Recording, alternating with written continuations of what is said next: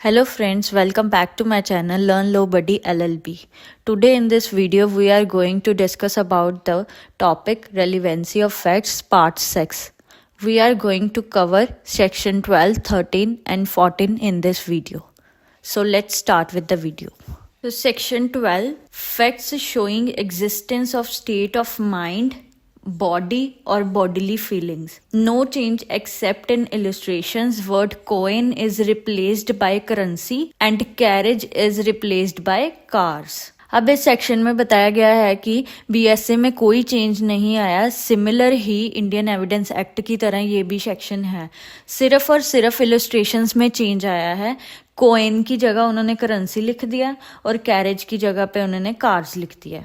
अब सेक्शन 12 है जो बीएसए का, वो क्या किससे डील करता है? वो रेलिवेंस ऑफ फैक्ट से डील करता है, जो कि एक पर्सन की मेंटल स्टेट और फिजिकल कंडीशन के बारे में बताता है. अब इसमें देखा जाए तो स्टेट ऑफ माइंड क्या हो गया? इंटेंशन हो गई.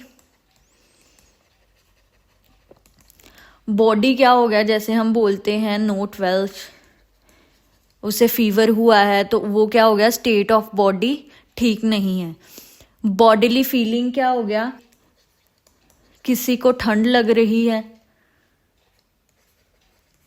या किसी को गर्मी लग रही है, उसे हम बोलेंगे बॉडीली फीलिंग.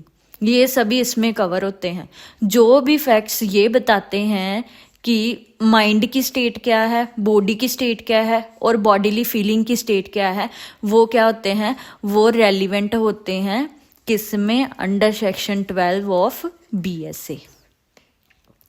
अब बताया गया है कि ये क्या एक्सप्लेन करता है कि कैसे ये जो फैक्ट्स होते हैं वो यूज किए जाते हैं किसी की इंटेंशन, नॉलेज और गुड फेथ को एस्टेब्लिश करने में. फैक्ट्स जो शो करते हैं पर्सन की स्टेट, जैसे intention, knowledge, good faith, negligence और इलविल, वो इसमें रेलिवेंट होते हैं. कौन कौन से आगे? Intention, knowledge, good faith, negligence और इलविल. फैक्ट्स जो शो करते हैं पर्सन की फिजिकल कंडीशन और जहाँ फिर बॉडीली फीलिंग, वो भी रेलिवेंट होते हैं इसके अंडर. कोई भी फैक्ट्स जो इनकी एग्जिस्टेंस शो करता है, स्टेट ऑफ माइंड, बॉडी और बॉडीली फीलिंग की एग्जिस्टेंस शो करता है, वो इस सेक्शन के अंडर रेलिवेंट होते हैं. अब आ गया स्टेट ऑफ माइंड क्या होता है. जो भी फैक्ट्स ये बताते हैं कि स्टेट ऑफ माइंड एग्जिस्ट करती है, जैसे कि intention, knowledge, good faith, negligence, rashness, ill will और गुडविल, वो रेलिवेंट होते हैं फैक्ट्स. ये स्टेट्स ऑफ माइंड जो होता है वो रेलिवेंट हो जाता है जबकि इसकी एग्जिस्टेंस इशू में होती है, जहाँ फिर केस, किसी भी केस के अंदर इसकी रेलिवेंस होती है, तभी ये फैक्ट्स क्या हो जाते हैं? रेलिवेंट हो जाते हैं अंडर सेक्शन 12 ऑफ बीएसए. नेक्स्ट आ गया स्टेट ऑफ बॉडी और बॉडीली फीलिंग. जैसे कि फैक्ट्स जो हैं वो एग्जिस्टेंस बताते हैं स्टेट ऑफ बॉडी या बॉडीली फीलिंग की, वो रेलिवेंट हो जाते हैं इसके अंडर. सेम जैसे स्टेट ऑफ माइंड का था कि स्टेट ऑफ माइंड की जो एग्जिस्टेंस बताते हैं फैक्ट्स वो रेलिवेंट होते हैं, वैसे ही स्टेट ऑफ बॉडी और बॉडीली फीलिंग जो फैक्ट्स बताते हैं वो फैक्ट्स रेलिवेंट हो जाते हैं. ये जो बॉडीली स्टेट्स होती हैं ये रेलिवेंट होती हैं कब? जब इनकी एग्जिस्टेंस जो है वो क्वेश्चन में हो या फिर जो मैटर चल रहा है उसमें इनकी रेलिवेंस हो, तब ये इसके अंडर रेलिवेंट हो जाते हैं. अब इसके अंडर दो एक्सप्लेनेशंस भी दी गई हैं. पहली एक्सप्लेनेशन क्या है? A fact relevant as showing the existence of relevant state of mind must show that the state of mind exists not generally but in reference to the particular matter in question. अब इसमें क्या बताया गया है कि कोई भी fact है जो कि स्टेट ऑफ माइंड का रिलेशन बताता है एक पर्टिकुलर पर्सन जहाँ फिर पर्टिकुलर मैटर के रिगार्डिंग, वो क्या होते हैं? वो इसमें रेलिवेंट हो जाते हैं. जनरली नहीं होना चाहिए. अगर जनरली हम किसी फैक्ट की बात कर रहे हैं वो रेलिवेंट नहीं होगा इसके अंडर. सिर्फ और सिर्फ पर्टिकुलर पर्सन और पर्टिकुलर मैटर के रेफरेंस जो फैक्ट्स एग्जिस्टेंस शो कर रहे हैं सिर्फ वही रेलिवेंट होंगे। अब सेकंड एक्सप्लेनेशन क्या कहती है, कोई भी ट्रायल चल रहा है पर्सन का जो कि एक ऑफेंस में एक्यूज्ड है और कोई भी प्रीवियस कमीशन है जो उसी एक्यूज्ड के द्वारा, वो रेलिवेंट होगी इस सेक्शन के अंडर सिर्फ कब, जब प्रीवियस कन्विक्शन होगी उस पर्सन की, वो भी रेलिवेंट होगी इस सेक्शन के अंडर। इसका मतलब क्या हो गया, जैसे एक पर्सन है ए, इसने क्या किया, एक ऑफेंस किया, ऑफेंस ले लेते हैं ऑफेंस जी, मतलब थेफ्ट की, ठीक है। और नेक्स्ट इसने सेकंड ऑफेंस किया, जिस शॉप पे इसने थेफ्ट की थी, ज्वेलरी शॉप, सेम शॉप पे इसने ऑफेंस किया, कौन सा, वाई ले लेते हैं, वाई ऑफेंस किया क्या, पहले इसने थेफ्ट की और फिर उसने मर्डर कर दिया वहां पे थेफ्ट करने के बाद।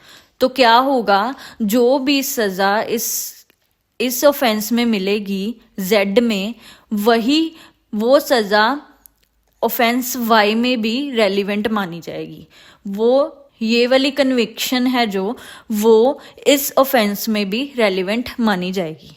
जैसे एक और एग्जाम्पल है, ए ने ट्राई किया मर्डर करने का बी का, कैसे, इंटेंशनली शूटिंग हिम डेड, उसने इंटेंशनली उसको शूट किया कि उसको मारना है। फैक्ट क्या है कि ए जो है on the other occasion shot at B is relevant as showing his attention to shoot B, मतलब ए ने पहले भी ट्राई किया है बी के ऊपर गोली चलाने का, उसे मारने का। तो जो पहले ए ने ट्राई किया है बी को मारने का, वो इसमें भी रेलिवेंट होगा जबकि बी मर चुका है, ए ने बी का मर्डर कर दिया है, उसमें भी ये प्रीवियस जो उसके एक्ट हैं वो रेलिवेंट होंगे। क्यों, क्योंकि वो उसकी इंटेंशन शो कर रहे हैं कि वो बी को मारना चाहता था। अगर ये फैक्ट है कि ए जो है उसकी हैबिट है कि वो हर पर्सन पे गोली चलाता है उनको मारने के लिए, तो वो बी के केस में क्या होगा, इररेलिवेंट हो जाएगा। क्यों, क्योंकि इसमें वो क्या बन गया, हैबिचुअल ऑफेंडर, कि उसकी हैबिट है।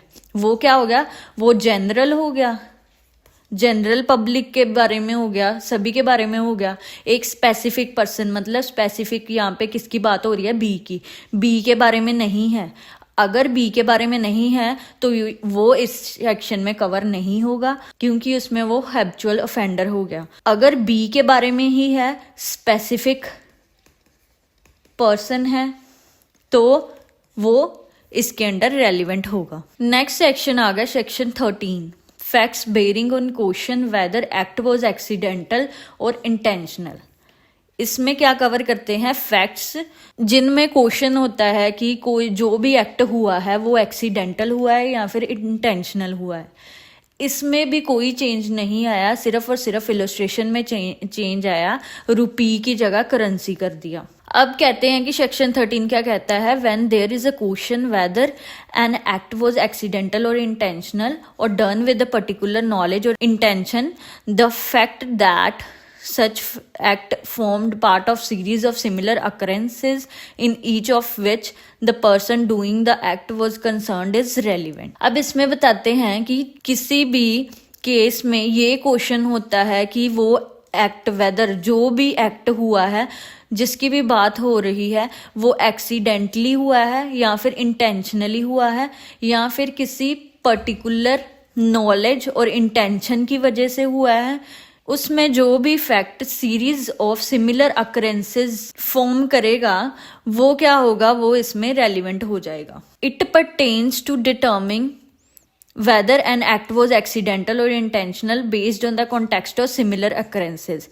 अब वो एक्ट एक्सीडेंटल है या इंटेंशनल है, ये किसके ऊपर बेस्ड होगा, सिमिलर अकरेंसेस के ऊपर। अगर तो एक्ट जो है वो सीरीज ऑफ सिमिलर अकरेंसेस का पार्ट है, सेम पर्सन इन्वॉल्व है इसमें, तो वो फैक्ट्स क्या हो गए, रेलिवेंट हो जाएंगे इस एक्ट के नेचर को असेस करने में। अब इसमें देखते हैं सीरीज ऑफ सिमिलर अकरेंसेस क्या होता है। अगर एक act series of similar occurrences का पार्ट है और जो पर्सन परफॉर्म कर रहा है वो एक्ट वो भी इन्वॉल्व है हर एक अकरेंस में, ये पैटर्न जो होगा वो रेलिवेंट होगा।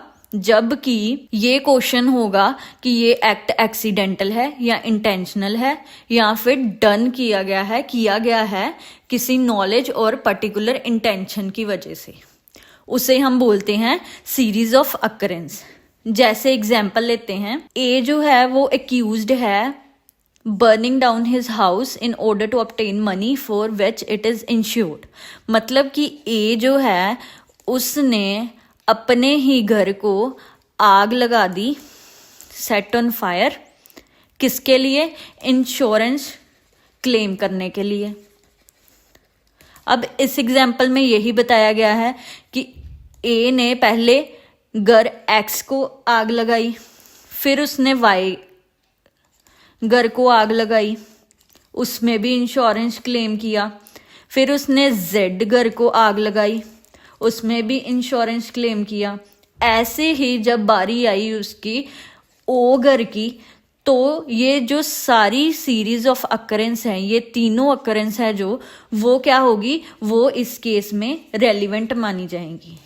क्योंकि इससे पता चलता है कि जो ए है वो घर बनाता है और उसको आग लगा देता है, किसके लिए? इंश्योरेंस का क्लेम करने के लिए। तो ये सभी क्या होंगे? रेलिवेंट होंगे। सेकंड एग्जांपल देखते हैं। अगर ए जो है वो एक्यूज्ड है एक फॉल्स एंट्री फाइनेंशियल रिकॉर्ड में करने के लिए, और भी कई जो फॉल्स एंट्रीज हुई हैं उस फाइनेंशियल रिकॉर्ड में, उसकी प्रेजेंस क्या है? इंडिकेट करती है कि ए की इंटेंशन थी वो फॉल्स एंट्री करने की, ये एक्सीडेंटल नहीं था। नेक्स्ट आ गया सेक्शन 14। ये क्या बताता है? Existence of course of business when relevant, कि कोर्स ऑफ बिजनेस कब रेलिवेंट होगा। अब इस सेक्शन में भी कोई चेंज नहीं है। ये सेक्शन ये बताता है कि जब भी यहाँ पे क्वेश्चन आता है कि एक एक्ट पर्टिकुलर एक्ट है वो किया गया है, उसमें जो एग्जिस्टेंस है कोई भी कोर्स ऑफ बिजनेस की जिसके अकॉर्डिंग वो नेचुरली डन होता है, किया जाता है, वो फैक्ट क्या होगा? रेलिवेंट होगा। ये क्या स्टेट करता है? Existence of any course of business जो कि नेचुरली रिलेट करता है एक पर्टिकुलर एक्ट के लिए, वो रेलिवेंट फैक्ट होता है इसके अंडर। जैसे हम एग्जाम्पल लेते हैं, क्वेश्चन क्या है कि whether a particular letter was dispatched, मतलब कि लेटर जो है वो डिस्पैच हो गई है या नहीं। इसमें फैक्ट्स आ गए, it was ordinarily course of business for all the letters put in the certain place to be carried to the post and that particular letter was put in that place are relevant. मतलब कि अब किसी ने letter post की है, अब हमें पता लगाना है कि वो डिस्पैच हुई है या नहीं। अब नॉर्मली क्या होता है कि लेटर को हम पोस्ट करके आते हैं, कहाँ पे? पोस्ट ऑफिस में, ठीक है। अब जब हमने वो पर्टिकुलर लेटर जो है उसको भी हमने पोस्ट कर दिया पोस्ट ऑफिस में, तो ये फैक्ट क्या होगा? ये रेलिवेंट होगा इस सेक्शन के अंडर। क्यों? क्योंकि ये नॉर्मली कोर्स ऑफ बिजनेस है, नॉर्मली ऐसे ही लेटर पोस्ट होती है, तो हम ये मानेंगे कि वो डिस्पैच हो चुकी है। नेक्स्ट क्वेश्चन आ जाता है, if a letter is tracked and shows no return to sender and वो send through the normal postal process, this indicates it likely reach the intended recipient. मतलब कि अगर हम लेटर को ट्रैक करते हैं और वो रिटर्न कोई नहीं दिखाता कि कोई रिटर्न नहीं हुई सेंडर के पास, और वो नॉर्मल कोर्स ऑफ बिजनेस जो नॉर्मल पोस्टल प्रोसेस होती है उसके द्वारा सेंड की गई है, तो ये क्या बताती है कि वो उसके रिसिपिएंट के पास पहुंच चुकी है। Thank you for watching the video. If you like the video then please like, comment, share the video and do subscribe the channel and click on bell icon for the notification of more videos.